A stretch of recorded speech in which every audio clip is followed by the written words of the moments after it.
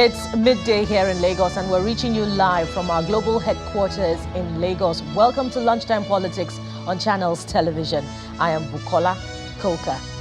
And we start off immediately. In a bid to revitalize the steel sector, the federal government has promised to revive the Ajaokuta steel plant within the next 3 years. The Minister of Steel Development, Mr. Shaibu Audu, stated this during his inspection of the Ajaokuta steel plant in Kogi State. He further disclosed that audits are currently ongoing in the over 40 production units of the plant, while stating that within 5 years, over 500,000 jobs can be created in the steel sector.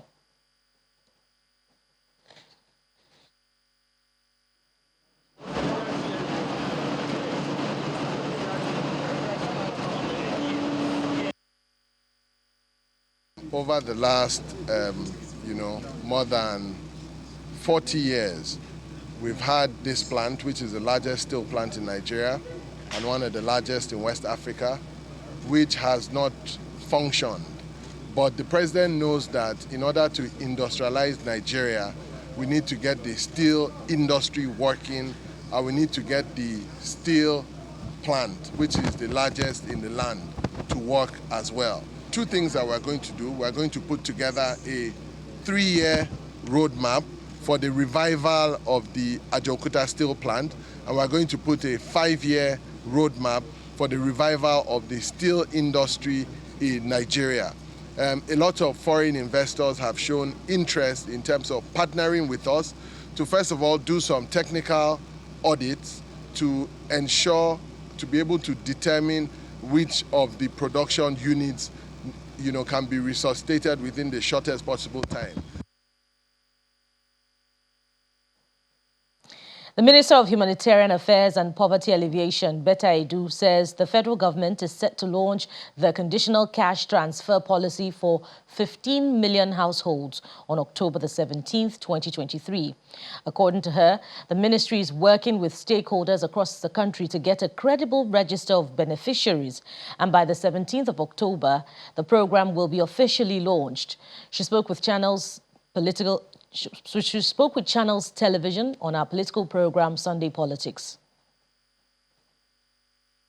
On the 17th of October, we'll be officially launching the conditional cash transfer to 15 million households in Nigeria. Presently, as we speak, we are having a verification exercise. Every state can bear us witness that we have put boots on ground, persons who are working with the state cash transfer office, as well as the governors who are the head of the steering committee, and then several other persons who are in the state, the local government heads, the community heads for community targeting, of course, geographical targeting.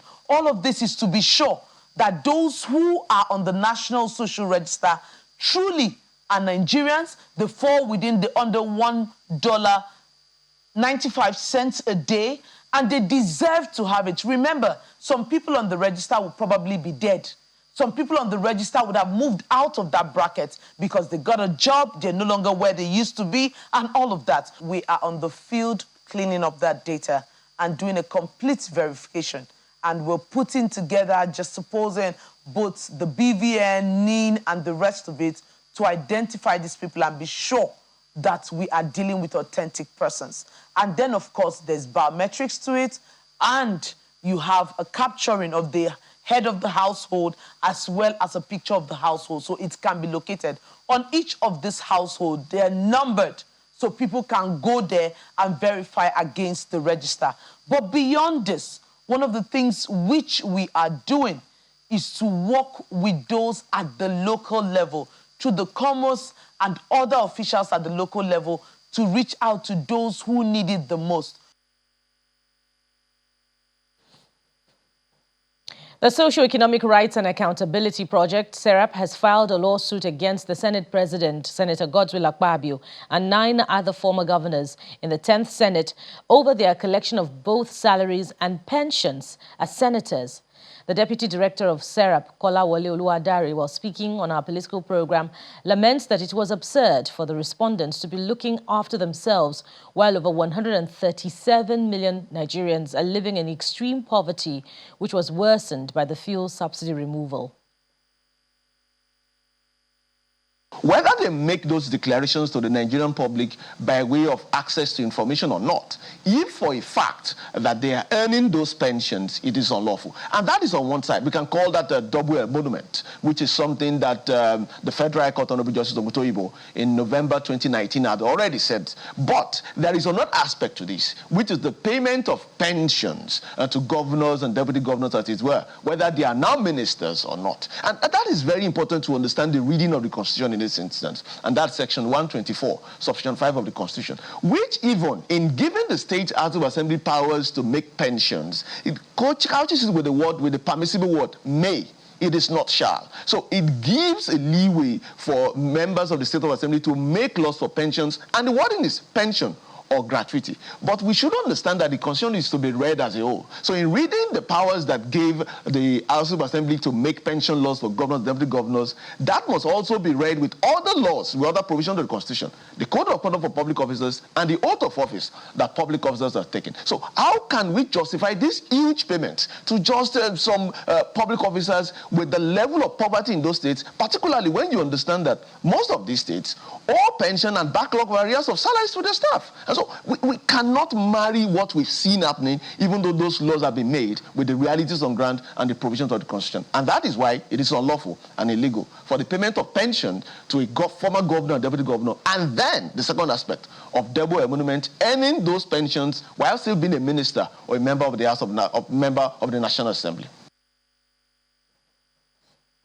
And in Adamawa State, the governor, Umaru Fintiri, is assuring residents that the state government will continue to provide an enabling environment for investors who engage in lawful activity. He gave this assurance while commissioning the Trash to Cash Tier Fund recycling facility in Yola, the state capital. According to him, the recycling facility aligns with the agenda of his administration, which focuses on addressing environmental degradation, amongst other issues. Yola, the Adamawa state capital, is witnessing a rise in plastic recycling centers across the state, as speaking of plastic waste from refuse dumps is now a common sight. With a view to address the issues of plastic waste, the Sangare Boli community converged on the Yola Renewal Foundation, a trash-to-cash recycling facility, for its commissioning.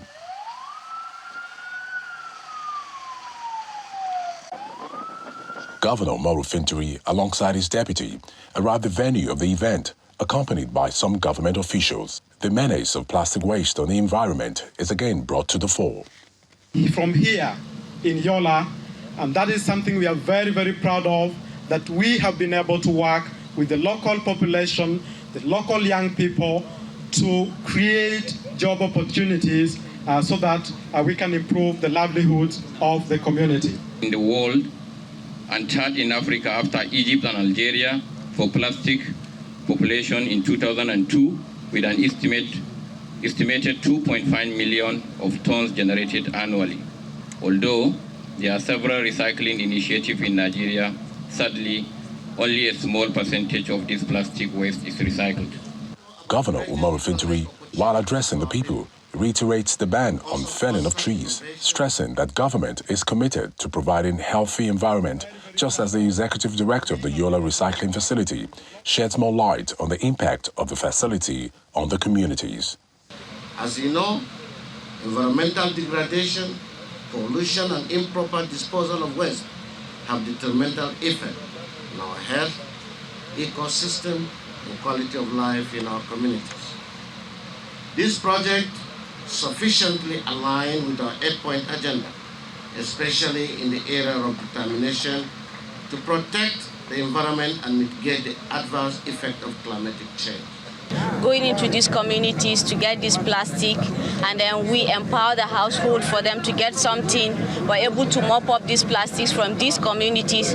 Just working in 5 communities in Yola North, and we've been able to mop up over 300 tons of plastic, which is a huge success for us. If you go around these communities, you find out that you don't see these plastics as it used to be in the past, because even the people in those communities now appreciate the value of plastic. With the commissioning, the government is therefore appealing to other development agencies on environment to partner with the state government for environmental sustainability. The Independent National Electoral Commission is raising concern over the rising cases of insecurity in Imo, Bayelsa and Kogi states ahead of the governorship elections. A statement signed by the National Commissioner, Sam Olumekun, appealed to political parties and their candidates to avoid actions and utterances capable of heating up the polity. The Commission is also asking all political parties to register their agents on the portal on or before Tuesday, October the 10th. According to the statement, about 55% of the participating political parties have uploaded their polling units agents in Bayelsa, Imo, and Kogi states. INEC adds that the portal for registering polling units and collation center agents will close at midnight on Tuesday, October the 10th, and there will be no extension.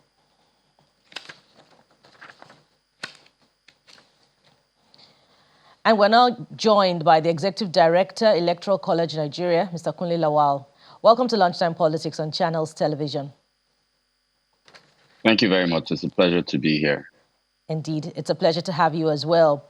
Perhaps what is very, very unsettling about the concern raised by INEC is that 55% of political parties have, well, in the reverse, party agents have not been uploaded to the tune of 55% across board. What's the implication of this on the upcoming off-cycle election, particularly for that critical aspect of transmission of electoral results? Well, I think that registration of polling agents is very key for political parties to be able to participate in these elections. The 55% with the deadline of tomorrow is what political parties have done. And I think that we need to go back and revisit the way political parties' internal structures are work around, because this is post a presidential election. I don't think there will be so much disparities between what exactly existed in February when there were the general elections and presently in October. So I don't think it should be so hard a list. I don't think so many people would have been, things would have happened to people personally. So I think political parties' internal structure has been very, very poor, and paying attention to INEC's deadlines and rules has also been very poor. If you look at it closely, won't it have perhaps a huge and negative impact on the outcome of election results, particularly that transmission process where there's always a huge dispute between what was uploaded and what party agents signed to, particularly since INEC transmitted to using technology for the transmission of results? I think the onus is always on the political parties. And if they've seen the way things normally go or things progress in Nigeria, it is very clear that if they do not make such hasty moves when and address their polling units, we are going to have disparities with these elections across Kogi, Bayelsa, and Imo, like we had with the presidential election. So I think especially parties that disputed what results that were presented at the time at different levels should be more than ready to have polling agents available at this time. Now, INEC, of course, is using the beavers, and these beavers, we hope INEC will transmit to IREV. People need to be able to trust the system. So I think it's key, one part INEC and one part the political parties. So essentially, if I get you, INEC has done its part. It's now left for the political parties. And, you know, if they're unable to meet the deadline, they must face the music from whatever happens. Yes, and I think this has always been the circus within our politics in Nigeria. Most political parties are totally, I wouldn't say totally, I'll just say most political parties are at least 45% politically illiterate or oblivious to the electoral laws and the way things work. They always have a rushed process. We can see from earlier the presidential elections, a lot of electoral laws were not in the new Electoral Act were not met, and things as simple as the submission membership lists electronically, and then the hard copies were not met totally by political parties. Yet they contested an election when the law clearly states that except if this is not done, you can't hold a convention or primaries. So I think the onus is on INEC again to have these conversations with political parties. I think we must emphasize training of political parties and its agents on the laws available within Nigeria electorally.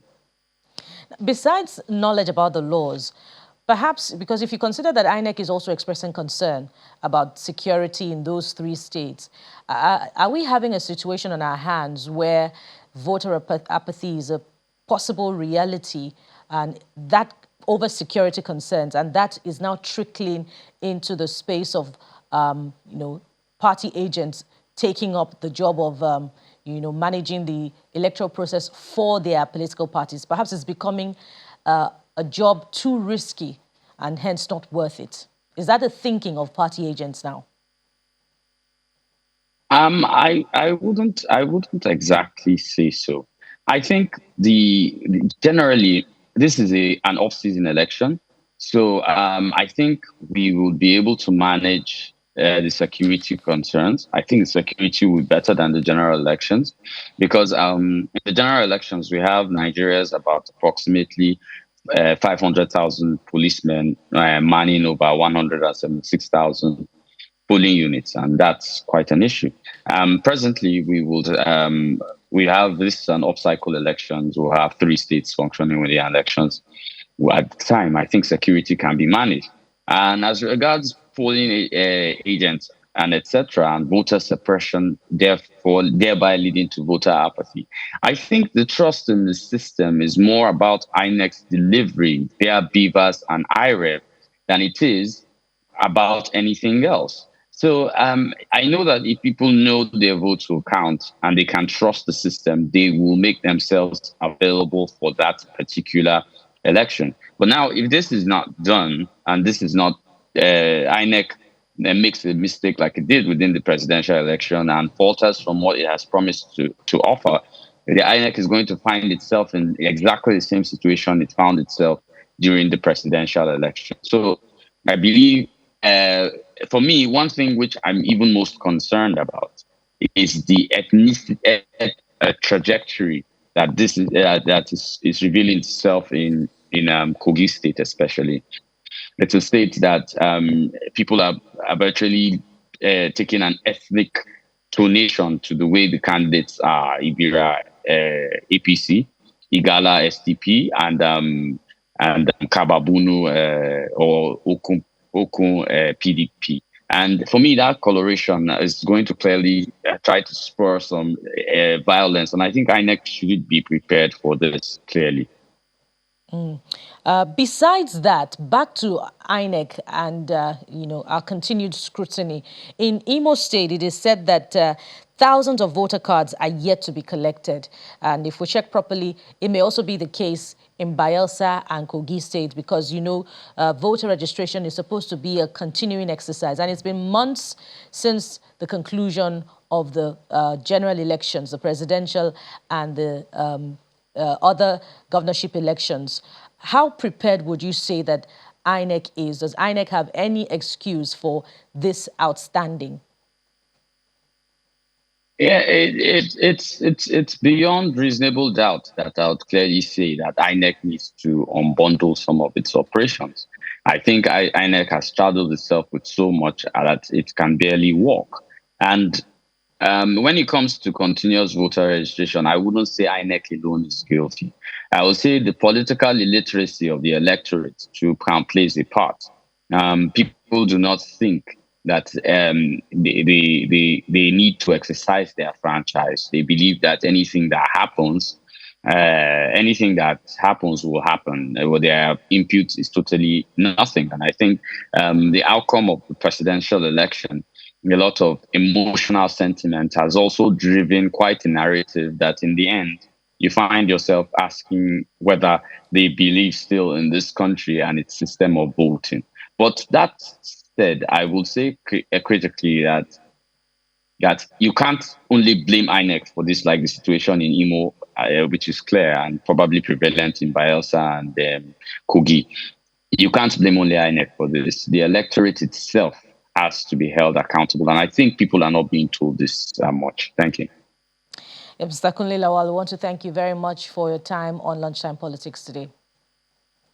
It's been a pleasure. Thank you very much. And now to other stories. We'll bring you more after this timeout. Stay with us.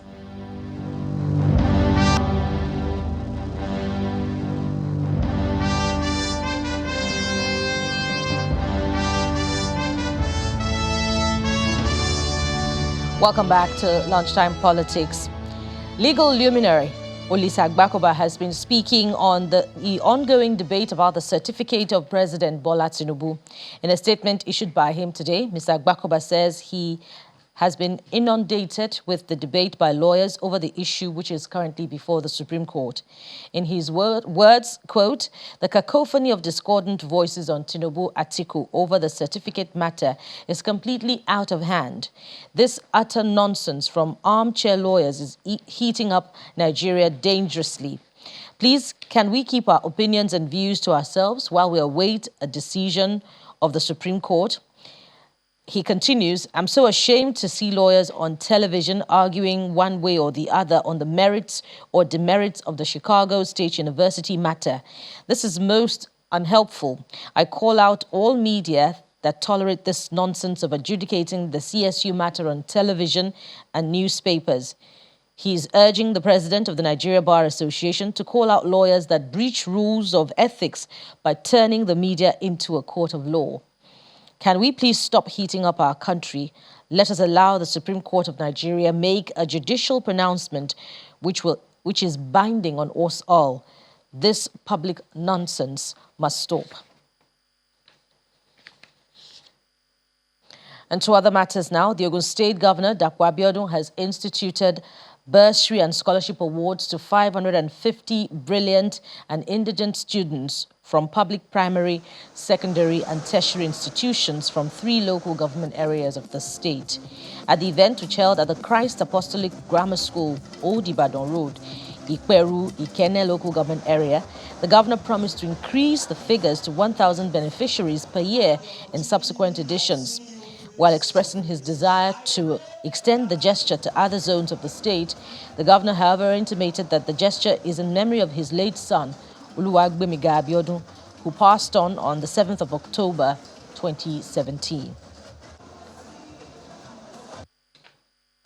This with a view to providing support to selected learners who are from the aforementioned government areas of the state.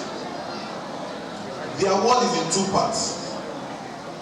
The first part is to be a scholarship award designed for indigent and very brilliant students, while the other is just a bursary award for those who are in need but not necessarily so brilliant, whose chances of upward socioeconomic mobility will be facilitated with this bursary support.